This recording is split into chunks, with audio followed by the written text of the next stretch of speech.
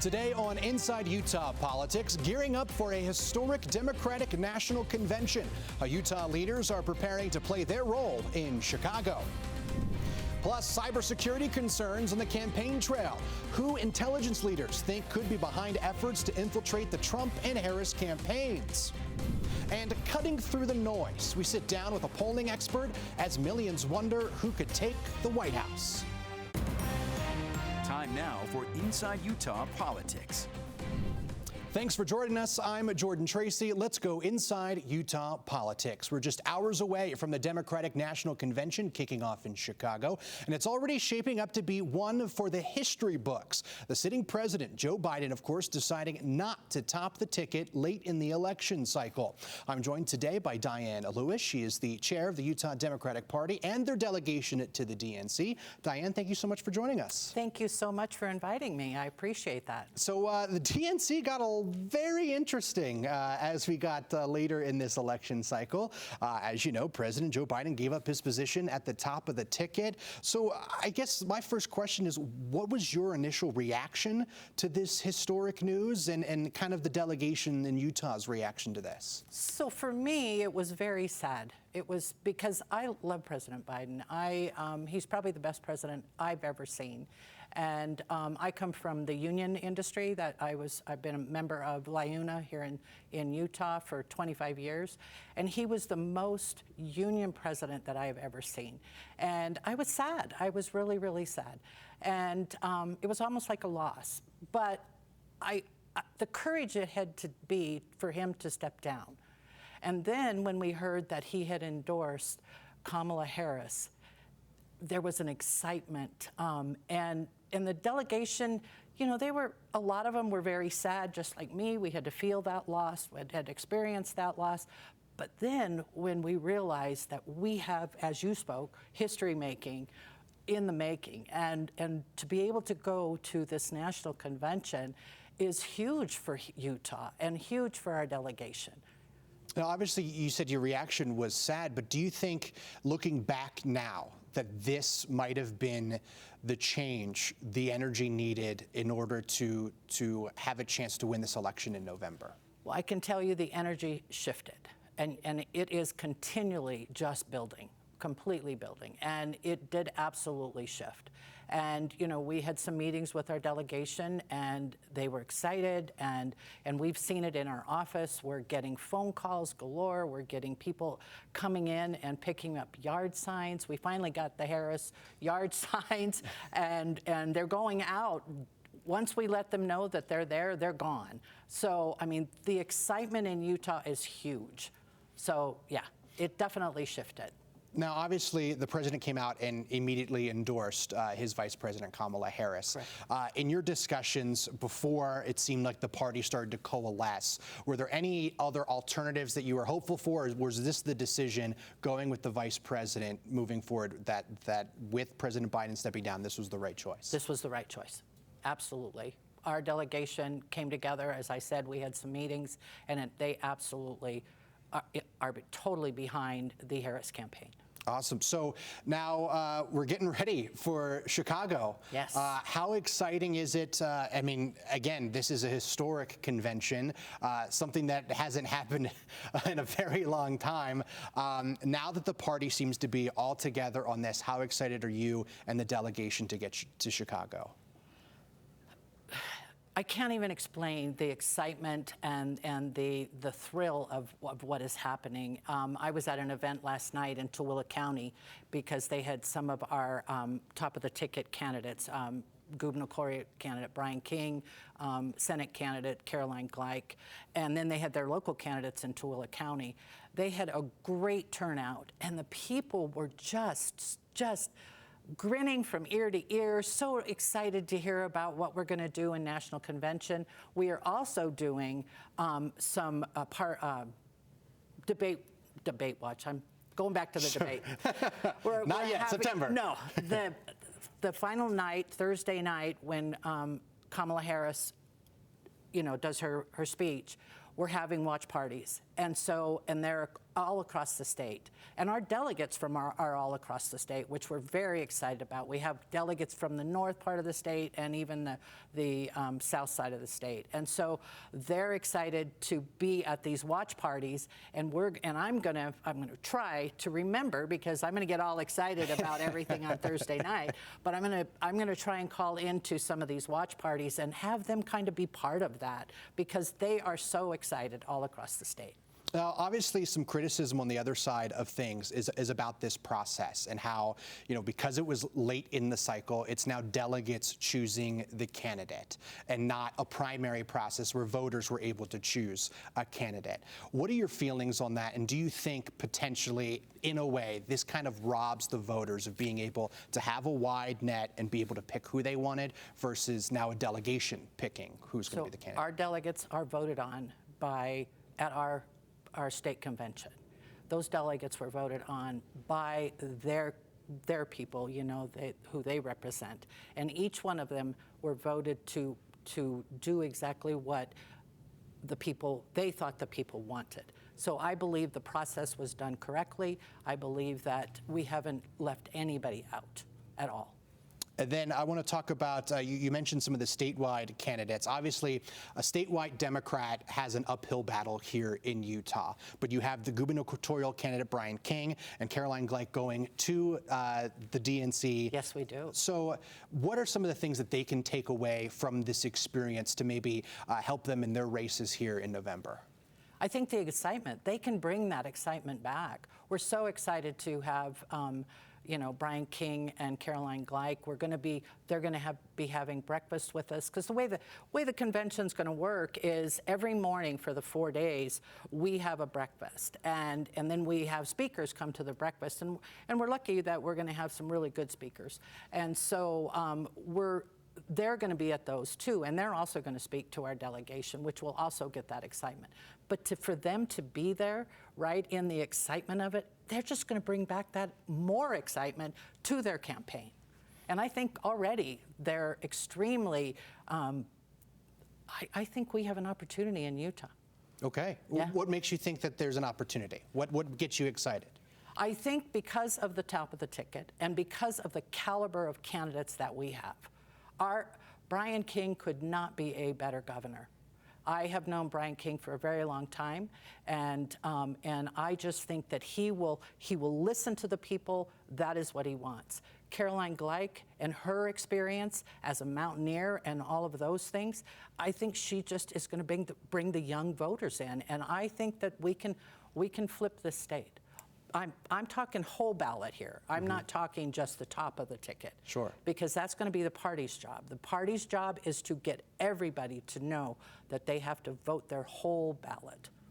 And then, obviously, a part of the convention process is talking about policy and platform. Are there any things that you would like to see emphasized on the party platform established at the DNC in Chicago? No, not that I've seen. I've been in the process and been to quite a few of these meetings, and I think everything is great the way they've set them up. And then obviously, I feel like a lot of the excitement and anticipation, obviously you're going to hear Vice President Harris speak, but President Joe Biden to speak to the delegation after making the historic decision. What do you think that atmosphere is going to be like when he takes the stage? I think it's going to be respect. He deserves all the respect that we give him, and I think that everybody is going to respect him and listen to him. And I'm just excited to hear him speak on Monday night. I think it's going to be amazing. I've personally been able to meet President Biden a couple different times, and he's sincere. He just, he cares about the people. The first time I got to meet him, I was at a DNC event, and when they told him that I was Diane from Utah, he said, "Oh, Diane, I'm so worried about Utah." And I said, "Why?" And he said, "Because of the Great Salt Lake. We need to fix it. Call me." Wow. Yeah. And I mean, that's the kind of man he is. He's amazing. It will be definitely an interesting convention. Diane, thank you so much for taking the time to speak with us before you head off to Chicago. Okay. And safe travels. Absolutely. Awesome. Thank you so much for having us. Thank you so much for taking the time. Still ahead on Inside Utah Politics, Phil Lyman keeps his gubernatorial hopes alive. Why he says he's not leaving the campaign trail. And coming up, millions in new spending on the Salt Lake County ballot. Why the mayor says Utah's largest county needs to update its jail system.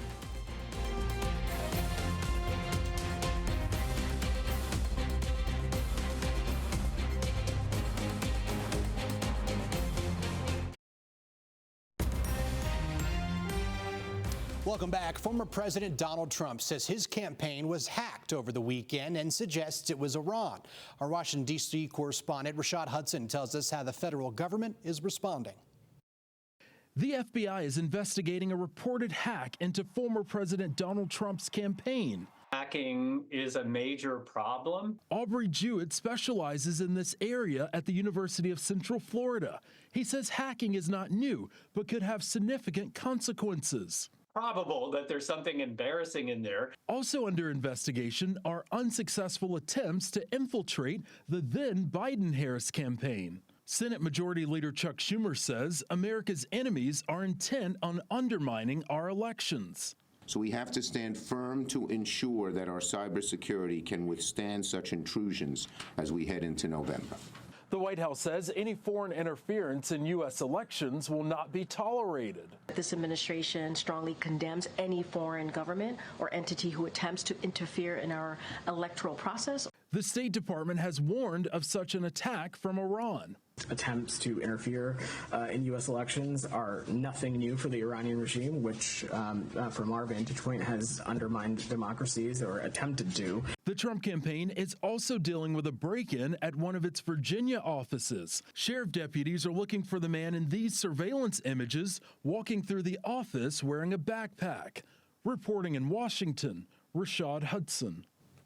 Meantime, the Utah Supreme Court has shut down two major challenges to the Republican primary election results. In the same day, it shut down challenges from Congressional District 2 candidate Colby Jenkins and gubernatorial hopeful Phil Lyman.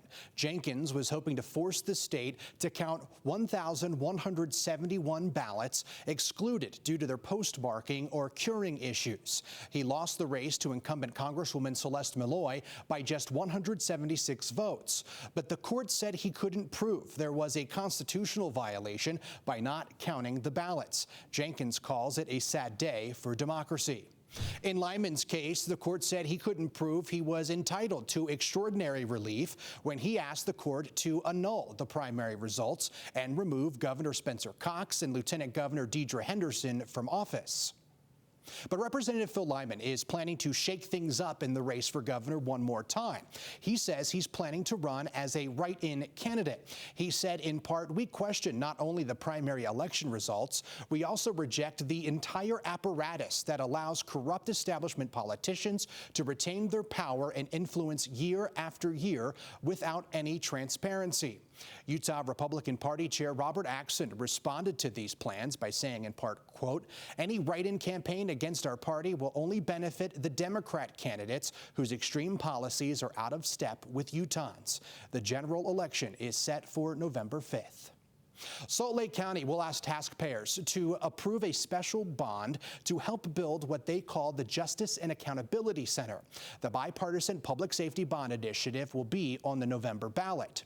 The bond would combine the Salt Lake County's two jails into one. It's set to include more bed space, modernized mental health facilities, and a traditional unit for inmates about to be released. This $507 million bond is supposed to help address homelessness, substance abuse, mental health, and other public safety needs. I've never seen an initiative in my time in office that has had more research, more evaluation, more cost analysis. We don't like any of us to pass on or ask the public to pass on an additional tax burden. But this is about preserving the community we love and making sure that our family members and our community, our neighbors, our friends who are suffering and unfortunately interfacing with the criminal justice system have better outcomes. The bond would add nearly $60 onto the property tax bill of the average Salt Lake County home, valued at around $600,000. And the Salt Lake City Council is looking at some tweaks to the downtown revitalization plan. The council is considering raising the height limit to 600 feet and making it put up signs in the area around the Delta Center. Though not everyone at the meeting this week was on board. Abravanel Hall is already allowed to have really large signs that advertise its own events, but with a new sign overlay, NHL sponsors like Mike's Jersey Subs or Jägermeister could be advertised on the side of Abravanel Hall. I wonder, how often do we allow an entity to sidestep this critical process, much less an entertainment group with little history in real estate development? Smith Entertainment Group has said that they'll meet to update the organizations every 6 months. That suspiciously sounds to me like you're not at the table, you're at the kids' table. It's worth noting the tallest building downtown right now is the Astra Tower at just 450 feet. The council could take a final vote on the new rules on August 27th. It's been 1 month since the attempted assassination of former President Donald Trump. The attack brought new scrutiny to the Secret Service and now new legislation. Democratic Congressman Richie Torres has filed 2 bills he says will prevent future security failures. The first would require the Secret Service expand its security perimeter to cover a radius of at least 500 yards. The second would transfer the Secret Service's responsibility to investigate financial crimes to the Treasury Department. Do you want the director of the Secret Service thinking about the protection of a president 100% of the time or only 50% of the time? I prefer 100% of the time. Torres says he expects to have bipartisan support, which Congress has shown in its investigation so far. The proposals won't see a vote until Congress returns in September. Coming up on Inside Utah Politics, calling the presidential race. We talk to an expert about how to get the most out of the polls heading into November.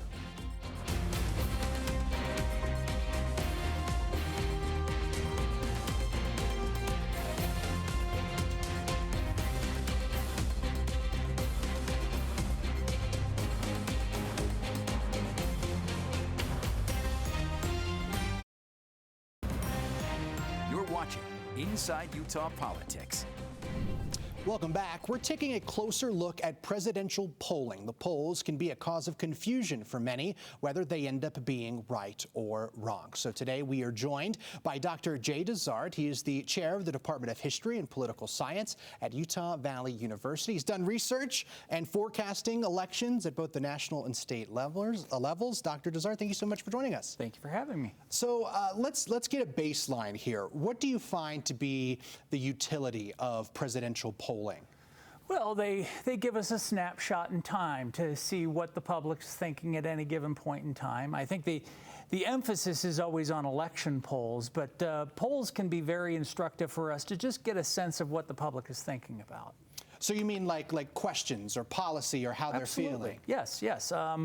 I mean, like I said, we always focus on who's up and who's down at election time, but I use polling for my own research beyond just simply what it is that people are planning on doing on election day. Interesting. And I know it seems like in the national spotlight here when it comes to elections, polls are starting more to be used as like a score when it comes to like as if the election is a game and we're in the second quarter or third quarter, who's up, who's losing. Is that an accurate way to look at polls, or are we just trying to make a sport out of it?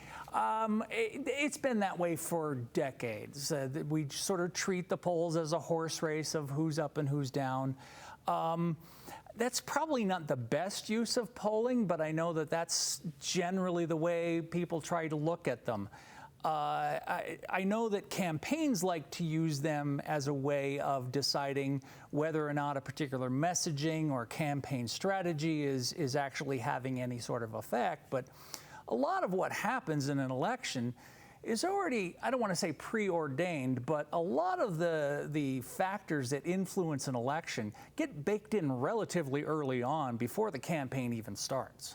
So, you know, while they'll test like a new policy thought or weigh the message of certain policy, they'll check polls to see if that works or not. But that might not necessarily indicate how they'll end up doing in November.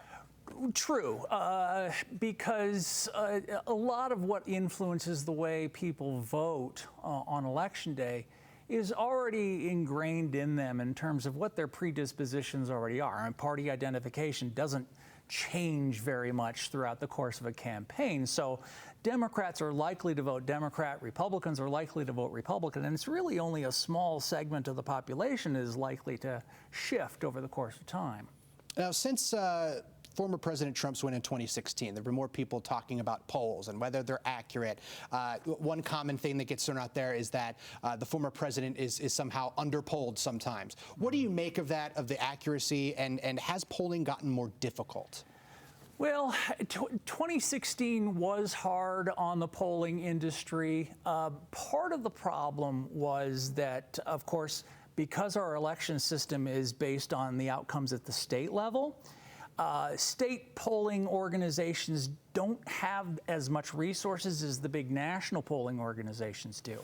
And that's, in a retrospective analysis of the polling in 2016, we found out that basically state polling was the problem. National polls pretty much nailed the outcome, but it was the state polls, particularly in those close states, that did tend to underpoll for President Trump. A lot of the difficulty really comes in the fact that we're not just trying to ask people how they're going to vote. We're also trying to predict who's actually going to turn out and vote on Election Day. And that's always part of the equation that can be really difficult to nail down. Is that some way that some folks have to, you know, kind of comb through the noise there, is to realize, okay, this is what the polls are saying, but how many of those people are actually going to go out and do the voting? Right, and pollsters have gotten really good at creating what are called likely voter models. That is, how do we filter our data set to only look at those folks who are really likely to actually vote on Election Day? Because, you know, a person can tell you that they're going to vote for a particular candidate, but if they don't turn out to vote on Election Day, well, that's going to throw the polls off. Absolutely, absolutely. So what should we be looking at with polling the next few weeks? Obviously, there's a huge change in the last couple months here with Vice President Harris taking over the ticket. What should we be looking at when we're looking at polls? Well, my biggest piece of advice is don't focus on just a single poll. A single poll is likely to have any sort of random error to it. Instead, look at the bigger picture of where are the polls generally pointing. And, you know, if a poll is showing that a candidate is up only, 1 or 2 points, that's not really telling us anything. It's telling us that it's close. A candidate needs to have a lead of 3, 4, 5 points or more in order for us to have any real confidence that that's actually telling us that that candidate's in the lead. And so far in this race, it just seems like it's close everywhere. Yeah, that's true. That's true. I've been saying for months that this race is too close to call, so I think it's still that way now. So no predictions today? Not today. Not today. But I'll have one in about a month or so. Okay, and we will definitely be looking for that. Dr. Jay Dezart from Utah Valley University, thank you so much for joining us. Thank you for having me. I want to talk more about these polls, man. It's just because I follow them every day, and it's like, well, and it's my job, so I love talking about it. All right, thank you so much, folks. Stay with us. More Inside Utah Politics is coming up after the break.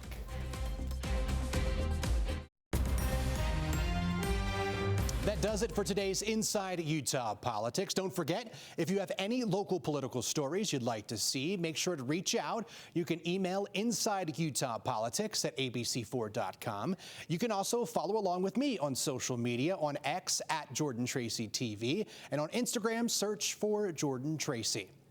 And find ABC4 on social media to follow along no matter where you are.